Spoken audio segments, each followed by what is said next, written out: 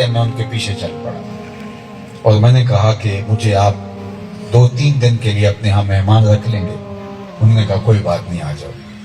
کہتے میں اس لالچ میں تھا کہ میں دیکھوں کہ یہ بزرگ اعمال کیا کرتے ہیں، چونکہ آقا کریم نے فرمایا جنتی دیکھنا ہے تو دروازے پہ دیکھو، اور تینوں دن یہی دکھائی دیتے رہے تو کوئی خاص عمل تو ہوگا ان کا، تو میں اس کی ٹو لگاؤں کہ وہ عمل کیا ہے تاکہ میں بھی وہ عمل بچا لاؤں۔ ان کی خواہش ہوتی تھی کہ اچھے اعمال کا تتبع کیا جائے اور اس کے لیے وہ محنت کرتے تھے۔ آج تو کسی کا کاروبار اچھا ہو تو لوگ اس کی ٹو میں لگ جاتے ہیں کہ یہ کام کیا کرتا ہے، اس کا طریقہ کیا ہے، تاکہ ہم بھی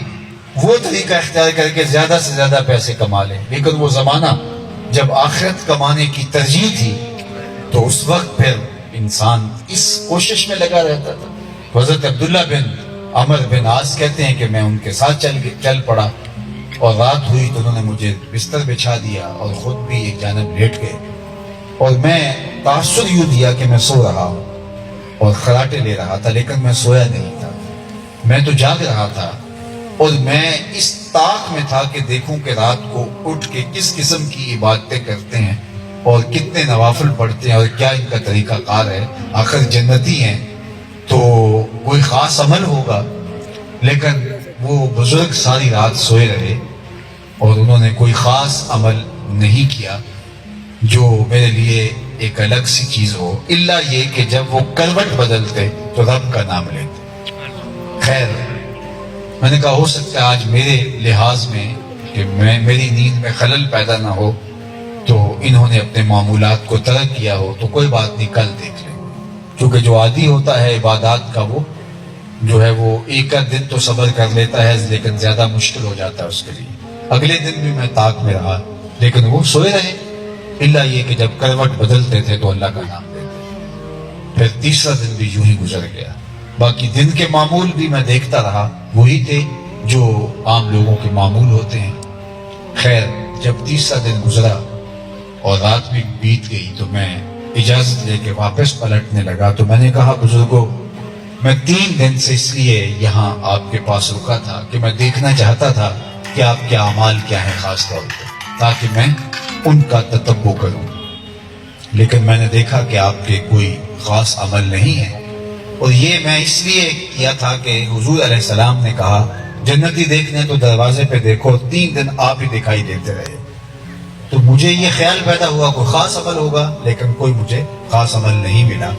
تو وہ بزرگ فرمانے لگے تم نے 3 دن تک محنت کی، یہاں رکے ٹھہرے اور میرے اعمال کی ٹو میں لگے رہے، لیکن تمہیں کچھ نہیں ملا، اور اگر تم اور دن بھی رکو تو تمہیں کوئی خاص بات نہیں ملے گی، میرے وہی معمولات ہیں جو آپ لوگوں کے ہیں، لیکن چونکہ تم نے 3 دن محنت کی ہے لہٰذا میں تمہیں خود بتا دیتا ہوں تاکہ تمہاری یہ محنت کام آ جائے۔ تو کہتے ہیں میں ہمہ تنگوش ہو گیا، تو وہ بزرگ فرمانے لگے اے عبداللہ، یہ جو میرے سینے میں رکھا ہوا دل ہے نا، اس میں کسی مومن کا بغض نہیں ہے، یہ ہے وہ میرا عمل جو تم اور دن بھی رکتے تو یہ دکھنے والی چیز نہیں تھی، یہ ایک سینے کے اندر پوشیدہ عمل ہے۔ تو میں اور آپ جہاں اپنے آپ کو سنوار کے رکھتے ہیں اور بہت اہتمام کرتے ہیں کہ ہم دکھنے میں بہت اچھے لگیں، تو صرف ہمیں دنیا ہی نہیں دیکھ رہی، کوئی ہے نا جو ہمارے نہا خانہ قلب کو بھی دیکھ رہا ہے، کوئی ہے نا جو ہماری نیتوں کو بھی دیکھ رہا ہے۔ اس لیے جس طرح ہم دنیا کے سامنے سور کے رہتے ہیں اور اپنے لباس کی سلوٹ بھی خراب نہیں ہونے دیتے، ہم چونکہ مجلس میں جا رہے ہیں، ہم شادی کی تقریب پہ جا رہے ہیں، تو ہم دکھنے میں بھلے لگیں تو وہ جو ہمیں دیکھ رہا ہے اور وہ ہمارے دلوں کی اتھا گہرائیوں تک جس کی نگاہ دور ہے،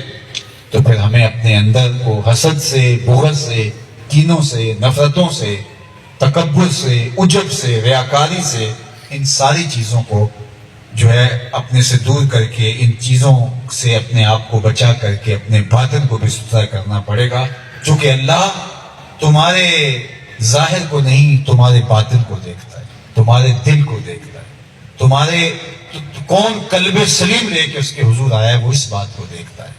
تو مجھے اور آپ کو اپنے اندر کو بہتر کرنے کے لیے کوشش کرنی چاہیے، جبکہ ہماری ساری محنت، ساری کوشش سارا تردد، ساری تگ و دو، ساری جد و جہد اپنے ظاہر کی صفائی اور ظاہر کی پاکیزگی پر اور ظاہر کی ستھرائی پر لگی رہے.